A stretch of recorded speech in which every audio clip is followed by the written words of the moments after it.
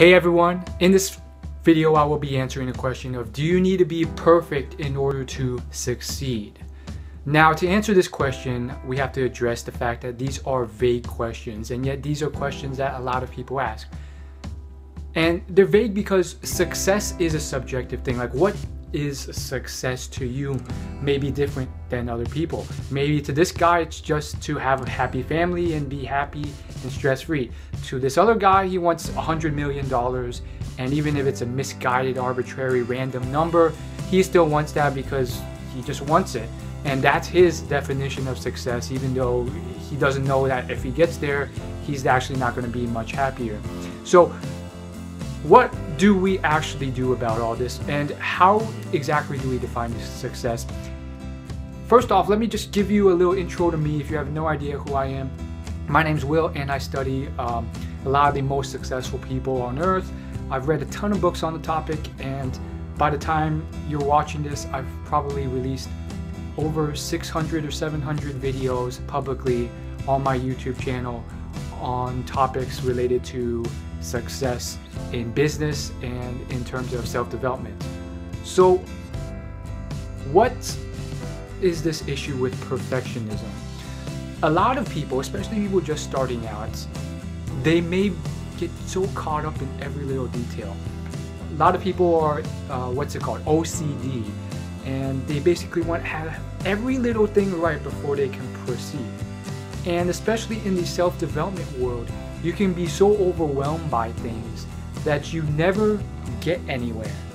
What I mean by this is there's so many topics that I talk about in my videos, and you can get so overwhelmed by all this, and you can never start because you want to get everything perfect.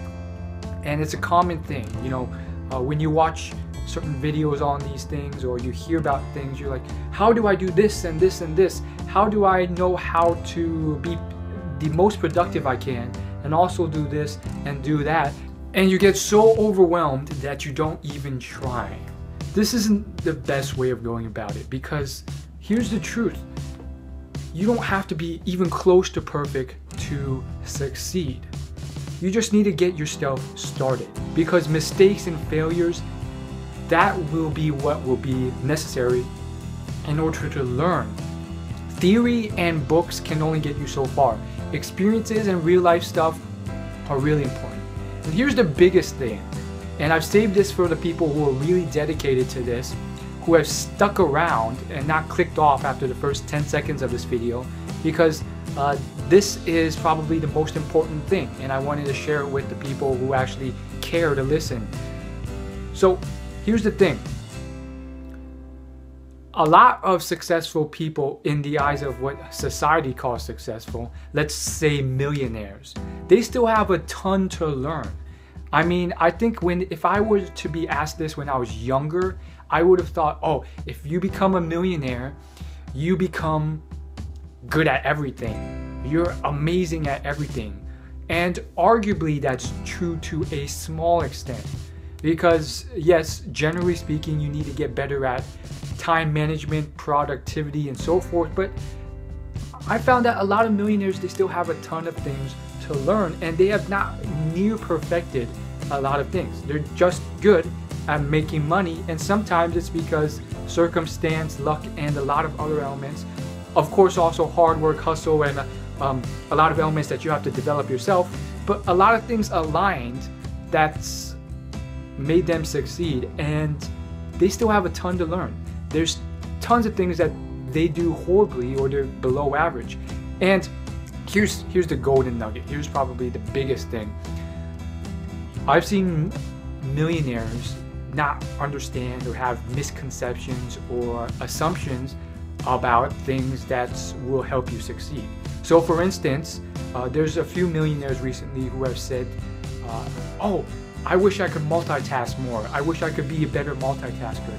Oh, who said that I can't multitask? I would hear these phrases where they would be pretty much praising multitaskers.